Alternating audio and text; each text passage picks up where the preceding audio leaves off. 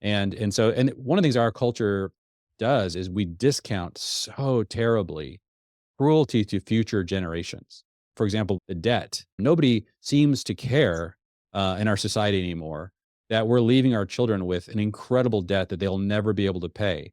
I mean, imagine my grandchildren are going to primarily live in a world in which half the income of the United States being coming from taxes is going to go against interest to the debt. And all of the money that was spent, all of the benefits were given to a previous generation. Yeah. And they're left with the interest payments. This is so cruel, but nobody cares because who cares about future generations? Like we Yeah. just discount that.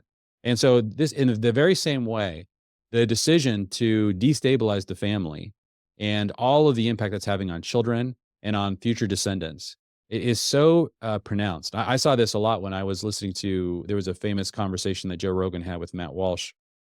Matt Walsh had a really hard time articulating why he was opposed to gay marriage in a way that resonated with Joe Rogan. And Joe Rogan, his argument, Joe Rogan just constantly just kept saying, look, it doesn't affect my family. Like, it doesn't affect my decision to stay married to my wife. Our covenant of marriage is basically what he was saying is not weakened when by something that other people are doing privately in their own bedroom. And one of the things I got so frustrated with that discussion is that Joe Rogan grew up in a era in Hmm. which this was not normalized. Joe Right. Rogan has no idea what it's like to be a child growing up in an era when this is being celebrated. And I would say that it absolutely will weaken the marriage. Now there's a lot of hits that have been the marriage covenant has taken so many hits. It took a massive hit when divorce became so easy and no fault divorce was created. Like it's been taking massive Yes. hits ever since. But this is just another hit on a very fragile institution. The institution, by the way, that is really the bedrock of society, and not just society as a whole, but really the best thing that could ever protect children and provide a good, stable structure in which for children to live in. So this has been eroded by more and more and more of these ideologies that always put the individual ahead of the family. And so no fault divorce certainly did that, but also LGBTQ plus is an extension of that same ideology, that individualism is ultimately what's most important. And then we're shocked that we live in a culture where we have the largest number of single Right. parent households in the entire world. Like nobody's drawing that connection. And so to say something like to someone like Joe Rogan and just say, hey, like those things are connected.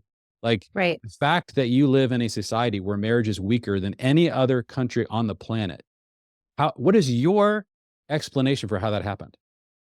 And Right. if you can't articulate why you think that happened, then guess what? It may not be affecting your covenant or your particular marriage, but it is affecting millions of people's marriages, and it's getting worse. So I feel like we're not just not having this conversation honestly. Yeah. And there's that like toxic compassion component to it because like you said, a lot of if this is, you know, this topic is brought up in schools or things like that, it's considered, it's they're saying things like hate speech and like, all this stuff. So it's like on one side, you have this, seemingly super compassionate people who just have compassion for these, the underdog and how they should be, dealt with and anything other than that is hate speech and it's like we're redefining words. We're redefining a lot of things and finding your identities in bizarre places. And it's all part of the same it's all wrapped up in the same bundle. And that's why I think it is important always in these conversations to at least start with the value that's being promoted by the person you disagree with. And so the value that's being promoted by so many of these, and I'm really speaking almost more directly to the churches and the companies that are flying these Yeah. flags. Like in the town we were in Northwest, this gorgeous artistic town, there was a church in the middle of the town, and it was unbelievable. So it wasn't Pride Month, but there were 4 massive, pride flags outside of the church. You had to walk through a gauntlet of these huge flags to get into the church.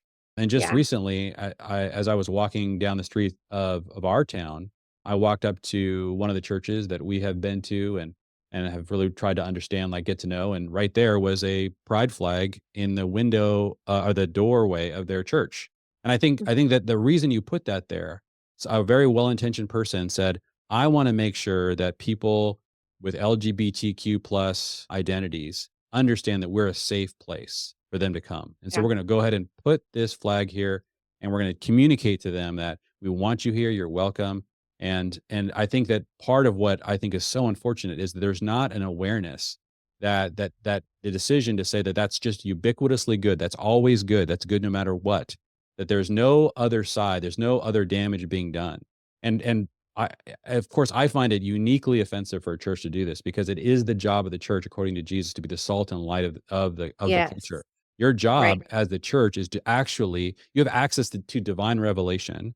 You don't Yes. have the excuse that I don't really know how God designed these things. I don't, maybe sexually based identities are really important. Nobody who studies scripture is going to come away thinking that that's a biblical idea.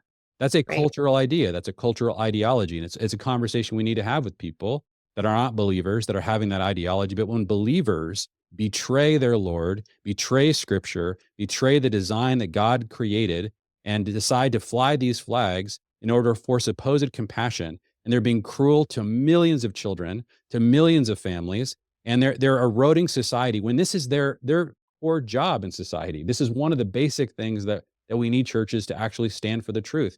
And when they fold, when they capitulate, that opens the door for all the corporations to say, well, there really is no other side to this. We've all just agreed that this is just morally virtuous.